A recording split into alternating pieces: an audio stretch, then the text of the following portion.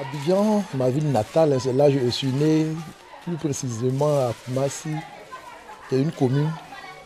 Et au fur et à mesure, on déménageait les parents. On a fait d'abord Koumassi où je suis né, comment on appelle, Port-Boué. Et à la fin, nous sommes retrouvés au nouveau quartier, après Selmer, jusqu'à ce qu'on se trouve à Tékoubé. Mais c'est toujours dans la ville d'Abidjan. L'amour du dessin à l'école primaire, et tout le temps la persévérance, la passion et tout. Ce qui faisait que je continuais tout le temps à dessiner sans penser que j'avais des écoles d'art et tout. Bon, moi, j'ai tellement cherché, parcouru des livres. Assez à l'époque, on était beaucoup focalisé sur les masses de certaines régions, la culture ivoirienne, les masses, de certaines choses. À plusieurs répétitions, on voyait tout le temps ça.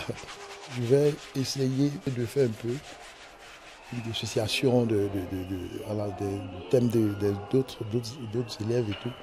Je vais essayer de travailler sur quelque chose un peu social, comme ces jeunes qui sont dans les rues, qui se débrouillent, qui font des petits boulots, aussi pour ouvrir les yeux à certaines personnes, les autorités, comme tout le monde aussi. Hein, voilà.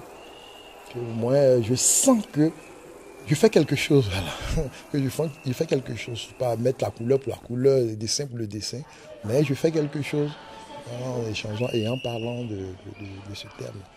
Et vraiment, j'ai pris ça à bras le corps, puis je continue tout le temps.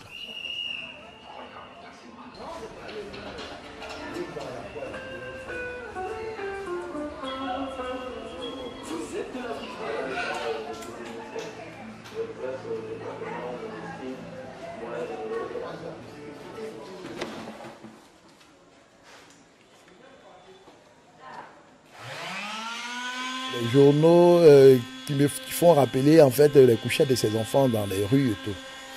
Puis des cartons. Souvent je ramassais les cartons dans les rues. Surtout à la zone industrielle, je marchais parce que j'avais vu des enfants, des jeunes dormir sur des cartons et tout. Donc je me suis approprié ce carton qui est devenu une surface pour moi en fait. Maintenant, il s'est resté en moi.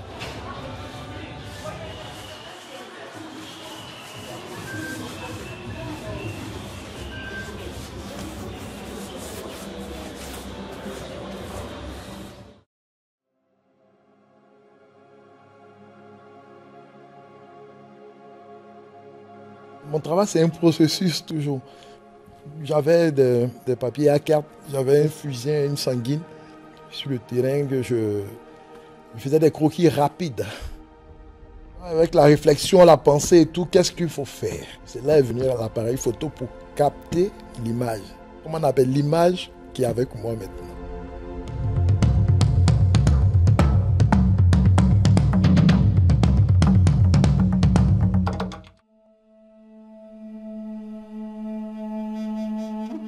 Les invisibles, c'est une pensée d'abord. Voilà. C'est une pensée pour ces jeunes qui sont qui sont démunis, qui sont dans des rues, qui souffrent, qui se cherchent à s'en sortir, à vivre décemment et tout, qui ont besoin de soutien. Voilà.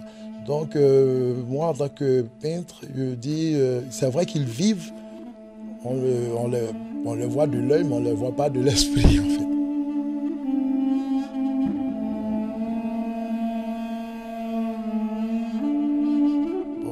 Comme ça, moi, je me suis dit, bon, si c'est comme cela que la société les voit et tout, c'est que vraiment, on ne les voit carrément pas. Hein.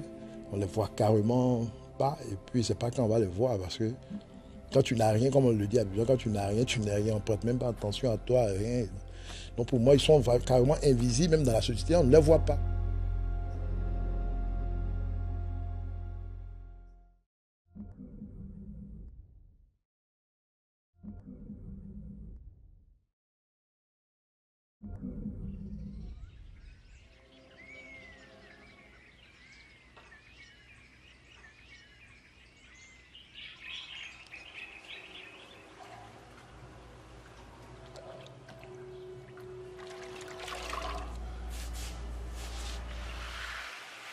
J'ai seulement dit que je suis venu pour la première fois une discipline.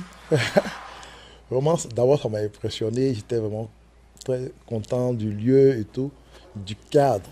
Surtout moi, en atelier, les jeunes viennent par moment, ils sont obligés de travailler la nuit.